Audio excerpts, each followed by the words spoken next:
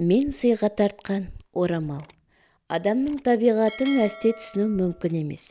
Ыстық та, суық та, байлық та, бақыт та үнемі аздық етіп тұрады. Еш нәрсенің қадіріне жете білмейміз. Көзімізден бұлбұл болып ұшқан сәтте ғана өкініп, сан соғып жатамыз. Әсіресе махаббат мәселесінде жиі орын алатын құбылыс. Бұл жайт әркімнің ақ басынан өткен болар. Менен де өткен. Ол менен 5 жасқа үлкен болды.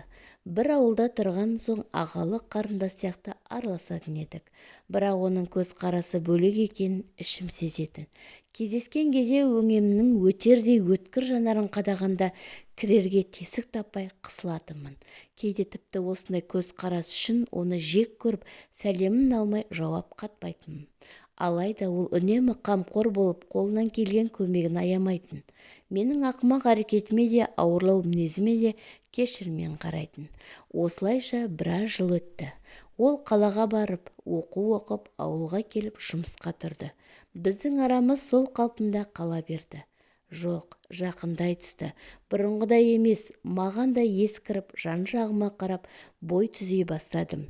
Әңгімеміз де жарасатын болған.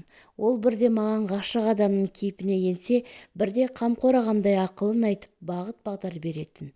Мен сабақтан қайтқанда, ол жұмыстан шығатын еді. Сөйтіп екеуміз бірге қайтатын едік. Кейде ертерек шыққан сәтте, оны аялдамада күтетімін. Күткенімді сездірмес үшін құрбымды қасыма алып сөйлесіп тұрамын. Оның келе жатқанын көргенде барып, қайтуға ыңғайланамын. Осылайша бейкүнә қылмысымды жасырғандай боламын. Бірақ ол әрине бәрін сезіп жүрді. Жанарымыз түйісіп қалған сәтте абдырап, не істерімді білмей кететімін. Мұндай да сөзбен айтудың өзі артық болар. Бәрінде көзі сездіріп тұратын. Бірде еңбек сабағында әдемі гүлдер мен жүрек бейнелеген кесте тіктім. Мұғалім, өте әдемі шыққан. Кімге сыйға тартпақсың? Деді. Иә, кімге берем? Оған ба? Иә, бірақ қалай? Деп өз-өзіме сұрақ қойып, өзім жауап беріп, ойланып кетсем керек. Құрбым шынтағымен түртіп қалды. Тарыдай шашылған ойымен әуре болып отырып, не дерімді білмей, ешкімге дедім, естілер-естілмес. Сонымен әдеттегіше сабақтан соң екеуміз бірге қайттық. Мен оған кесте тіккенімді айтып, мақтанышпен көрсеттім. Ол маған қарап жымиды да, бүктеп төс қалтасына салып, осы жерде тұрса әдемі көрінетін секілді. Қалай ойлайсың, деді. Менің де күткенім сол еді. Қашан қайтарып бересің, дедім, қуанғанымды сездірмес үшін. Қайтармауым да мүмкін, деді ол көз алмастан. Осылайша күндер өтіп, айлар ауысып, уақыт жылжи берді. 3 айдан соң мектепті де тәмамдамаппын. Содан қалаға кетемін. Жаңа таныстар табамын, жаңа ортаға енемін. Өмірім мүлде басқаша сипат алады. Жарқын болашақ. Ал ол ше? Сірә оны ұмытуым керек шығар.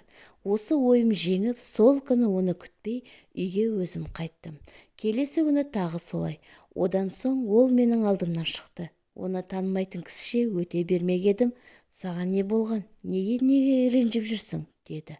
Ақымақтығыма басып, еш жауап берместен жанынан өтіп кеттім. Бұдан соң ол мені іздемеді. Қалағаным осы болса да, жан-жағыма қарап, біреуді күткенде елегізе беремін. Ол неге қайтпайды? Әдетте осы уақытта шығатын еді ғой.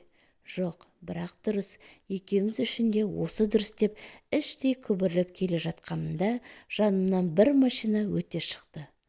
Бұл сол ғой, неге тоқтамады? Әлде бәрінің шынымен біткені ме?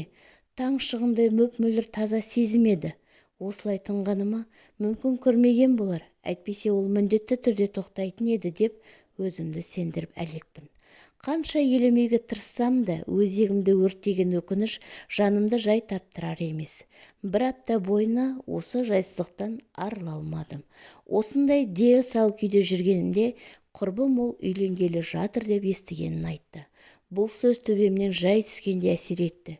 Ілгері басқан аяғым кейін кетіп, дымым құрып, дыбысым тұншығып, әп-сәтте әлсірегенде күй кештім.